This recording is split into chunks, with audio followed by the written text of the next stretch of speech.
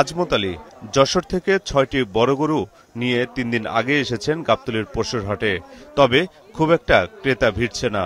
বড় গরুর ক্রেতা অন্যান্য বারের তুলনায় নেই বললেই চলে, জানান তিনি। বড় গরুর যে ক্রেতাগুলো এখনো পর্যন্ত ১০০-র ভিতরে একটা গরু বের হয়েছে, আর সব ওইভাবে রয়েছে। দেখে দাম বলে, ছোট গরুর যে পুঁজিপাতি এরকম দাম বলে চলে যায়। শুধু আজমতি নয়, তার মতোই বড় গরু হাটে এনে বিপাকে পড়েছেন অনেক বিক্রেতারা। ক্ষতির মুখে পড়ার আশঙ্কায় রয়েছেন তারা। আমরা খুব সমস্যার মধ্যে আছি বড় গরু নিয়ে, এখন উপরে আল্লাহ জানে বেচতে পারবো কিনা। আর এটা ৪ লাখ দাম হয়েছিল, আমরা দিইনি। খরচ পড়ছে অনেক, এই গরুর এখন দাম কয়, ঠিক আছে 2বার বিক্রি করলেও আমার ওই খানার দাম হবে না।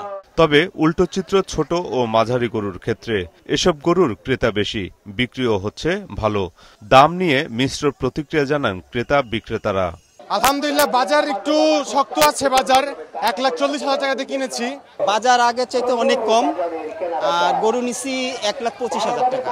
আর দাম চাই অনেক। বড় গরুর দাম বেশি, মানে কম, আর ছোট গরুর দামটা বেশিই চাচ্ছে। বড় গরু যে দাম দেখলাম যে আমাদের বিয়ন্ড ক্যাপাসিটি। শতবর্ষী গাবতলী পশুর হাটে কেউ গরু কিনছেন, কেউ বা গরু দেখতে এসেছেন।